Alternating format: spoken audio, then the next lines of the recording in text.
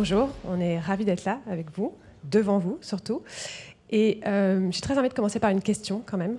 Qui d'entre vous est en train de préparer ses plans business 2024 ? C'est bien, c'est bien. Je vois quand même des mains qui se lèvent, timides, mais qui se lèvent. Ça tombe bien, parce qu'on va vous parler de YouTube et comment la plateforme peut vous aider à booster votre stratégie social media. Alors, on va tenter de vous le démontrer, donc dans la demi-heure qui va suivre, par des exemples, mais aussi par le cœur, parce qu'on aime beaucoup YouTube, vous allez voir. Et on va vous montrer que ouais, c'est possible, et en plus, c'est simple de mieux atteindre vos objectifs grâce à YouTube. Alors, sans transition, je vous propose de se présenter. Bonjour à toutes et à tous, donc Bruno, et je suis spécialiste sur la plateforme YouTube évidemment, et j'accompagne en fait les annonceurs et les agences dans leur activation de plans médias. Bonjour à tous, enchantée. Moi je suis Chloé Lefebvre, je suis Strategic Agency Manager. Et bonjour, donc moi je suis Maud Le Boulaire, je travaille en tant que stratégie lead au sein de l'équipe Creative Works, qui est donc l'entité créative de Google. Donc autrement dit, je fais de la création, j'accompagne les annonceurs et leurs agences à faire des belles campagnes, et notamment sur YouTube. Alors, je vais vous laisser regarder ce format short, que j'imagine vous connaissez, et puis ensuite j'y ajouterai mon propos. Allez, petite expérience. Ça fait quoi de mettre du sel sur des glaçons ? L'eau glacée, c'est autour de 0 degré. Jusqu'à là, moins 1,7 degré, 1,3, 1,2, c'est dans ces eaux-là. Si je rajoute du sel sur la glace, ça va faire fondre la glace, mais pas seulement. Pour faire fondre la glace, le sel doit pomper de la chaleur, sauf qu'il est sur de la glace. Donc il pompe la chaleur d'un truc qui est déjà en dessous de 0 degré. Ce qui fait que la température chute brutalement pour atteindre moins 16 degrés. À cette température-là, tu peux transformer tout ce que tu veux en glace. Un avocat, le jus d'un citron vert, un peu de sel, poivre, du paprika et un peu de coriandre fraîche. Du guacamole simple. Guacamole glacé, glace de guacamole et cette huile de parmesan. Donc là, vous lui dites pourquoi il nous montre ça, sachant qu'il se passe des choses tellement extraordinaires sur YouTube. On finit avec ce genre de short. Alors pourquoi ? Parce qu'en fait, ceci est une métaphore du propos qui va suivre. À l'image de ce chef qui utilise des ingrédients très quotidiens, je dirais très familiers, pour exhauster sa recette, et ben nous, on a envie de vous raconter YouTube que vous connaissez déjà tous, hein, que vous utilisez aussi dans vos vies personnelles, pas que professionnelles.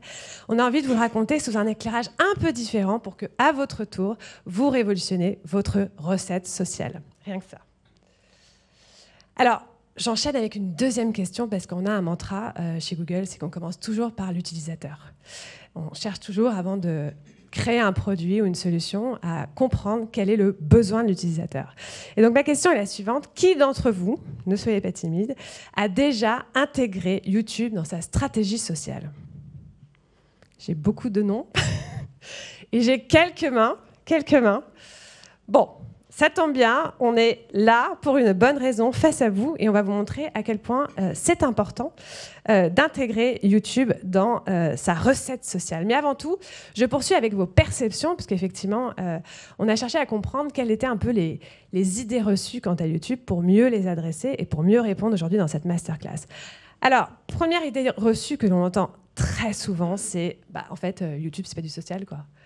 Voilà, donc on va adresser cette idée-là et on va essayer de la bousculer un peu pour vous prouver que non seulement YouTube est une plateforme qui peut vraiment amplifier votre stratégie sociale et qu'en plus c'est plutôt simple. Deuxième idée reçue, et pas des moindres, on entend souvent, finalement il n'y a aucun intérêt à travailler la marque et la performance de manière cohérente puisque les deux sont très différents et en plus avec des objectifs très à part. Et vous allez voir qu'on va vous démontrer que c'est plutôt pas mal de travailler les deux. Et puis, troisième idée reçue, qu'on entend notamment chez nos amis les retailers, beaucoup, qui sont très intéressés par la perf et qui nous disent faire de la considération, c'est un peu une perte de temps et d'argent, parce que ça ne rapporte pas vraiment sur la performance, ça ne travaille pas non plus les items de marque. Et on va vous dire, si, en fait, la considération, c'est même essentiel pour à la fois travailler les items de marque, bien ancrer votre marque, et en plus, générer de la performance à long terme. Alors, j'attaque avec la première idée reçue. Je pense que ces idées ne vous surprennent pas, hein. Je pense que c'est des choses que vous-même pensez très fort. Donc, première idée, YouTube, ce n'est pas du social. Et on vous répond, YouTube, c'est la plateforme, presque l'extension naturelle pour aider à booster votre stratégie, mais tout en développant la présence de votre marque. Et c'est ça qui est assez fondamental dans ce qu'on va vous présenter. Alors, YouTube... important, là on attaque avec des chiffres, hein, il faut des rationnels, donc 2 fois plus que les autres plateformes vidéo et services de médias sociaux est utilisé pour rechercher des produits et des marques. Donc c'est important. Et pourquoi? Donc ceci grâce à une combinaison unique qui fait vraiment la spécificité de la plateforme, c'est à la fois un bassin d'audience très large, le fameux reach, et également un engagement de la part des utilisateurs qui est très élevé. Donc on a là une combinaison gagnante, je dirais, et dotée de ces 2 atouts clés, aujourd'hui, on a envie de vous parler de 3 solutions branding qui existent sur YouTube et qui vous aident vraiment, qui vous aideront à asseoir la présence sociale de votre marque sur la plateforme. Alors, première solution, c'est Short, VRC 2.0. Alors, VRC, évidemment, acronyme s'il en est, Video Reach Campaign, donc on parle de reach, on parle de portée, et donc le short, c'est ce qu'on vous a montré tout à l'heure, c'est le format court, que j'imagine vous connaissez, qui permet de partager des histoires de marque, qui permet effectivement d'apporter une patine très authentique, vous voyez l'esprit des shorts, assez fun, assez jeune, assez authentique, et qui se grignote sur le pouce. Donc premier format, et vous allez voir qu'il a démontré sa performance sur des campagnes de reach. Deuxième format, c'est VAC for Subscribers, donc à nouveau, acronyme, on aime beaucoup chez Google. Donc là, on est dans Video Action Campaign, et dans Action, on a effectivement cette intention de générer, en tout cas, une action de la part des utilisateurs. Et là, l'enjeu de ce format, c'est d'inviter les utilisateurs à s'abonner à votre chaîne de marque, avec l'intention, évidemment, de lui permettre une exposition à long terme à vos informations de marque, à l'esprit de votre marque, et donc, bien entendu, derrière soutenir un intérêt pour la marque à long terme. Et puis, troisième format ou programme, et pas des moindres, c'est Brands and Creators. Donc, c'est tout ce qui est partenariat avec les créateurs. Donc là, on vient de parler de 2 solutions paid, on parle ici d'une solution plutôt organique, où l'intérêt, c'est vraiment de profiter de la caution des créateurs pour renforcer l'autorité de votre marque. Vous voyez ces 3 exemples qui permettent à vous, marque, d'amplifier votre présence, de travailler vos thèmes de marque sur la plateforme YouTube. Alors, on avait envie de partager un exemple rapidement, c'est l'exemple ici de Crédit Agricole, qui a utilisé avec brio ce fameux format short dont je vous parlais, avec d'autres associés à d'autres formats, mais là on se concentrera sur celui-ci, et à l'occasion d'une campagne qui était à destination des jeunes qui venaient faire la promotion d'une assurance habitation. Et les résultats sont probants, parce que vous retenez ce chiffre, 10,7%, qui correspond à l'augmentation du souvenir publicitaire parmi les exposés au format short utilisé dans le cadre de la campagne. Résultats probants, voilà, qui démontrent que, ici encore, YouTube a fait ses preuves quant à la présence et puis un objectif de reach de cette campagne. Et donc, j'ai envie de vous dire là, tout de suite, qu'est-ce que vous avez retenu des quelques mots que je viens de vous donner? Ça va vite, je sais, parce que les slides sont passés. Dites-moi, qu'est-ce que vous avez retenu là en quelques mots? Ok, je sens que l'assemblée est timide. Short, c'est bien, merci beaucoup. Alors une assemblée timide, c'est pas grave, vous aurez l'occasion avec mes petits camarades de vous prononcer.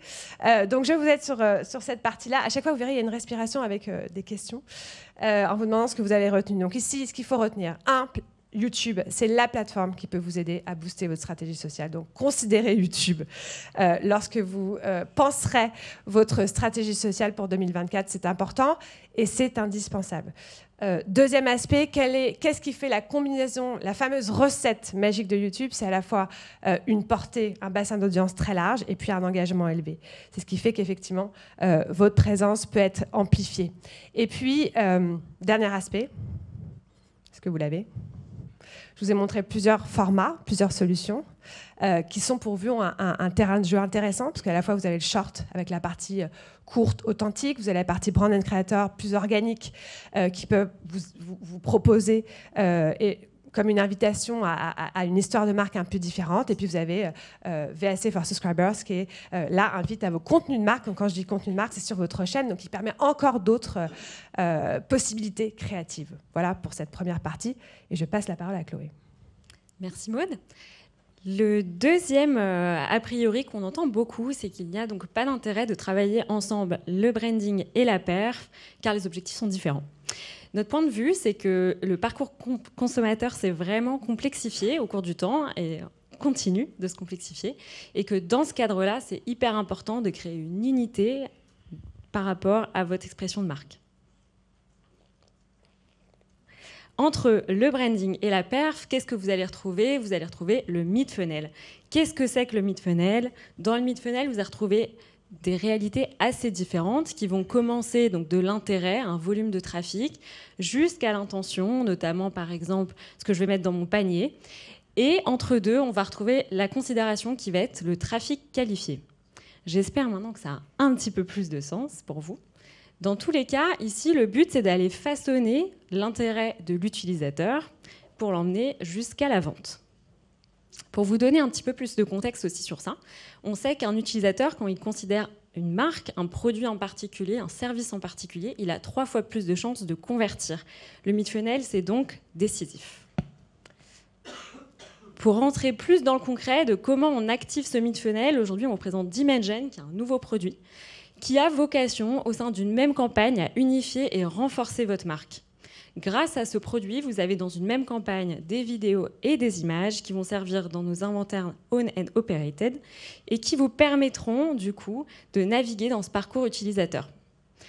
Cette campagne, c'est aussi un très beau jeu créatif pour vous, car vous pouvez, comme je vous disais, mettre des images, des vidéos, multiples ou simples, mais aussi sous forme de carrousel. Pour commencer, avec votre première campagne Dimension, si on a un conseil créatif, c'est de vous recommander de commencer en réutilisant vos meilleurs assets des réseaux sociaux. Vous pouvez aller plus loin aussi en les modifiant pour faire en sorte qu'ils correspondent aux bonnes pratiques de nos plateformes. Et pour ce faire, vous pouvez notamment faire appel à nos services Production Creative Works, qui feront en sorte que vos créas aient encore plus d'impact sur nos plateformes. Vous vous demandez au final peut-être pourquoi je cherche à créer cette unité entre les deux et pourquoi je vais aller réinjecter mes créas sociales avec Google. Dans ce cadre-là, aujourd'hui, ce qu'on souhaite vous partager, c'est que déjà, pour vous, c'est plus simple de faire ça, soyons pratico-pratiques. Le deuxième point, c'est qu'en faisant ça, vous allez créer vraiment un lien, un pivot entre ce que vous faites sur Google et ce que vous faites sur le social. Et on va enfin, ici, avoir une sorte de miroir et permettre que les bonnes pratiques sociales du social alimentent YouTube et vice-versa. Enfin, pour finir, vous avez un très beau cadre pour vous amuser d'une façon créative. Pour rendre ça un petit peu plus concret, notamment avec un cas, aujourd'hui on vous présente le cas de French Bee, qui est une compagnie aérienne qui cherchait à communiquer sur ses routes américaines au printemps dernier. Et dans ce cadre-là, ils ont eu un plan média assez complet, en passant du branding notamment sur YouTube à la perf, mais aussi avec des activations sociales. Ils ont souhaité ajouter dans ce plan média Dimension pour créer vraiment du lien, de la cohérence dans leur message de marque. Et les résultats sont là aussi super probants. Ils ont du coup eu une grosse quantité de trafic qualifié, mais ont aussi réussi à booster leurs ventes et vraiment alimenter leur funnel. On passe cette fois-ci, c'est un peu moins une surprise, au moment où je vous pose la fameuse question de est-ce que c'était clair pour vous et qu'est-ce que vous avez retenu, notamment peut-être s'il y a un mot qui sort de cette partie.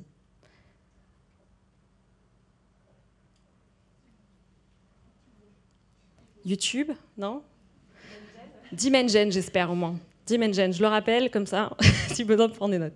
Dimension, qui est du coup notre produit phare. En tout cas, ce que je vous résumerai, c'est que, le mid-funnel est important et décisif dans votre parcours d'achat.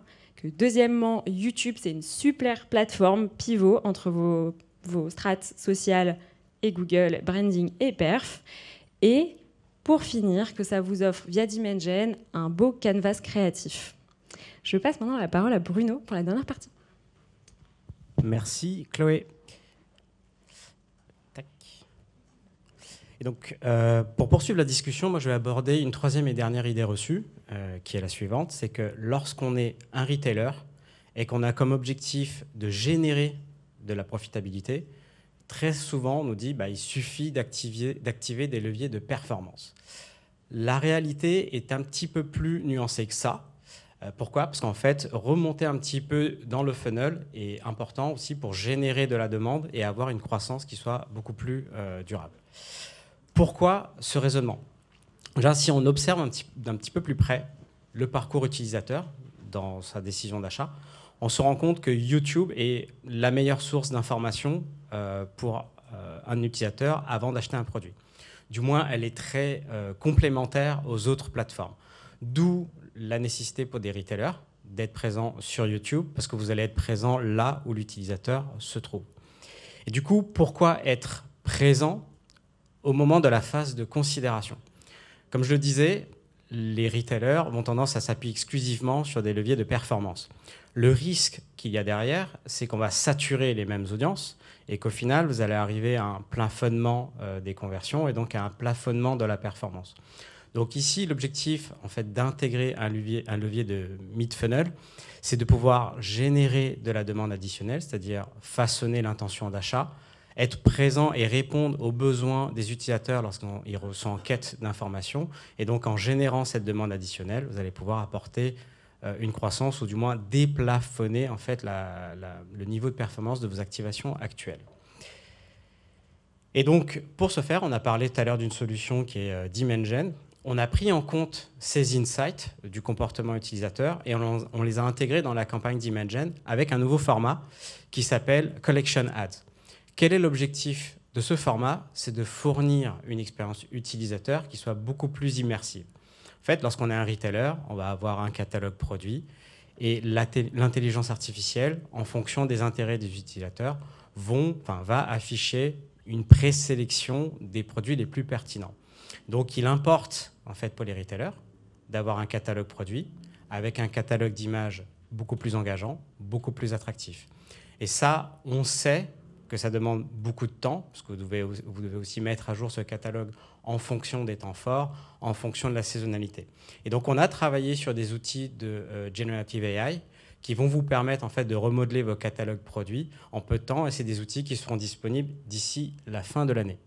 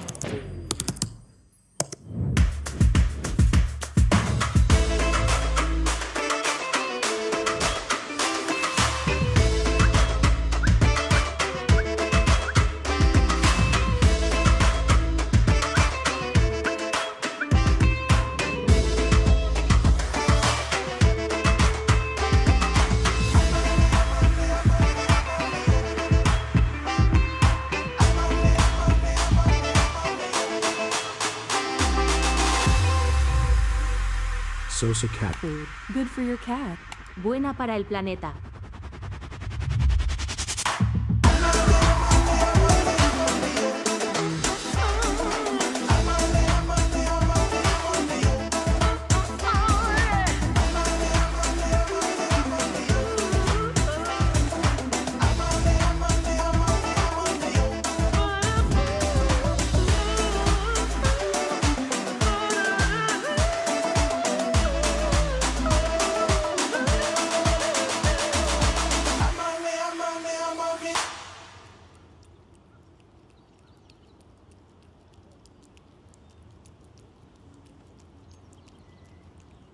C'est pas mal, non? Donc voilà, c'est une illustration en fait des outils que vous pourrez bientôt avoir et ça va vous permettre aussi quelque part de décupler un peu vos performances. Promis, c'est la dernière fois qu'on vous pose la question. Qu'est-ce que vous avez retenu? Ou si vous avez des questions, vous avez besoin de plus de clarté, n'hésitez pas. Je sais que vous avez entendu YouTube un peu partout. Moi, c'est plus au niveau question. Donc là, en fait, vous créez un outil pour générer des images, mais aussi des vidéos. Alors, c'est pas forcément générer des vidéos sans matière, c'est plutôt vous avez des vidéos, mais très souvent, en fait, si on veut être compétitif au niveau de la campagne, on a besoin d'avoir plusieurs formats. Par exemple, on parlait de short tout à l'heure. Si vous avez juste un format paysage, vous avez besoin de l'avoir en format vertical. Comment est-ce qu'on va pouvoir la transformer? Donc, c'est aussi ce travail-là qu'on va fournir. Mais on va peut-être pas forcément, dès le départ, créer des vidéos auto-générées. Mais voilà, ça va être une illustration qu'on va avoir. D'autres questions, d'autres remarques? Non. Du coup, pour résumer, en fait, cette partie, surtout si la partie est plus destinée, on va dire, aux retailers, c'est que la première, c'est que YouTube, c'est une plateforme à prendre en compte dans la décision d'achat. Le deuxième, c'est que si vous voulez faire de la performance, ne négligez pas la génération de la demande, l'acquisition de trafic qualifié. Et le troisième point, en lien avec la question qui vient d'être posée, c'est si vous voulez être performant en termes de catalogue produit, vous aurez bientôt la possibilité d'utiliser des outils de générative AI. Donc, pour résumer cette partie. Vous l'avez entendu, on a couvert différentes problématiques qui peuvent être rencontrées par les annonceurs. Et donc, on vous apporte, on va dire, 3 types de pistes. La première, c'est qu'on considère aujourd'hui que YouTube est une plateforme plus que pertinente pour repenser sa stratégie social media, plus que pertinente de par son reach, plus que pertinente de par l'activité des utilisateurs sur notre plateforme. La deuxième, c'est que on vous invite aussi à créer de la cohérence dans l'histoire de marque que vous allez raconter. Pourquoi? Parce que l'objectif, c'est d'apporter beaucoup plus de fluidité dans un parcours utilisateur qui est aujourd'hui beaucoup plus complexe, où on sait que les utilisateurs vont consommer sur différentes plateformes. Et le troisième, c'est lorsque vous voulez faire de la profitabilité, mais surtout vous voulez faire de la profitabilité à long terme, pensez aussi à générer de la demande, ce qui va vous permettre de faire de l'acquisition de nouveaux clients ou du moins de nouveaux utilisateurs et donc d'avoir de la croissance à long terme. Au sortir de ces sessions, moi j'ai envie de vous poser une question. Quelle est la première chose que vous allez faire en sortant de cette session? À part déjeuner. Mais... nous, on vous invite en fait, à intégrer YouTube dans votre stratégie média. Et donc, c'est peut-être pas quelque chose d'évident pour vous dès le début. Vous avez besoin d'approfondir le sujet, d'avoir plus d'insights. Donc, n'hésitez pas à nous contacter. Vous avez nos coordonnées ici, donc vous pouvez nous envoyer un mail.